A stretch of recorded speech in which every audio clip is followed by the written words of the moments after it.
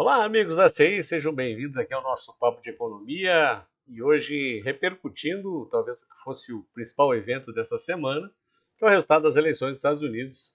Tinha-se uma grande expectativa na disputa de Trump e Kamala, sendo que ontem, né, quando estava na antivéspera da expectativa de resultados, ainda estava muito difícil de cravar do vencedor, apesar de um leve favoritismo do presidente Trump em relação às pesquisas, mas leve mesmo, na vírgula, mas a bolsa de apostas dava uma vantagem um pouquinho maior. Então, muitas vezes a gente acaba olhando as pesquisas que tentam capturar todo o espectro do eleitor, mas eventualmente as bolsas de apostas acabam sendo mais precisas.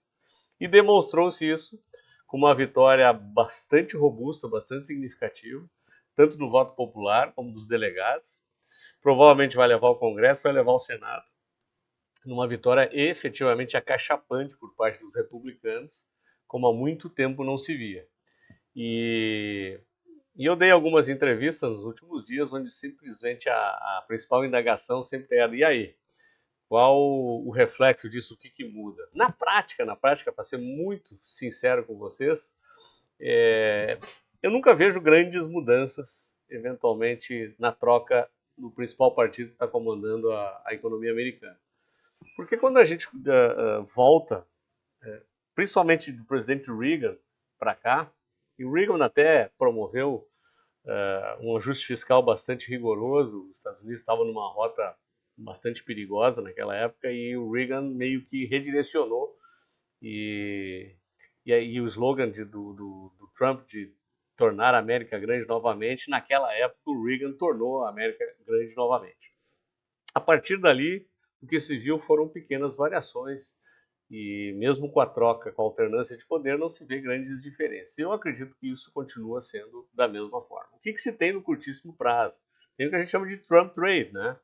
Porque como ele é uma figura um pouco mais nacionalista, de protecionismo, muito provavelmente teremos alguns aumentos de tarifações de produtos importados, teremos possivelmente redução de impostos especificamente para a indústria lá nos Estados Unidos, e isso se tem uma expectativa de fortalecimento da moeda americana. Então, favoreceria o modelo dos Estados Unidos continuar sendo mais pujante, com a sua própria economia dando sustentação. E as taxas de juros tendem a ficar não nesse ciclo de baixa, só que esse modelo ele traz um problema em relação à inflação, porque à medida que você taxa, especialmente produtos chineses, que me parece ser um alvo bastante provável por parte do presidente Trump, isso acaba embutindo a inflação. E a inflação foi o grande calcanhar de Aquiles dos últimos 3 anos, e muito possivelmente um dos principais responsáveis pela perda das eleições pelos democratas. Então ele precisa tomar bastante cuidado em relação a isso. E qual é que é o impacto para o Brasil? O Brasil, eventualmente, até pode se beneficiar um pouco mais, especialmente nós aqui da região do Vale dos Sinos, que somos produtores de calçados, tendo em vista possivelmente uma pressão maior sobre produtos asiáticos. Ao mesmo tempo que um dólar mais forte também favorece o nosso modelo exportador. Seria uma grande mudança? Não, ganhos que eu considero marginais. Então, se fosse para dizer que foi melhor, foi, mas não muito melhor. Então, é vida que segue. Obviamente que é uma das economias mais importantes, se não a mais importante do mundo. Evidentemente que temos que acompanhar, mas é também uma democracia muito sólida, tem instituições muito sólidas e não tem esse movimento assim supostamente extremista, como eventualmente a gente até escuta em alguns veículos de comunicação.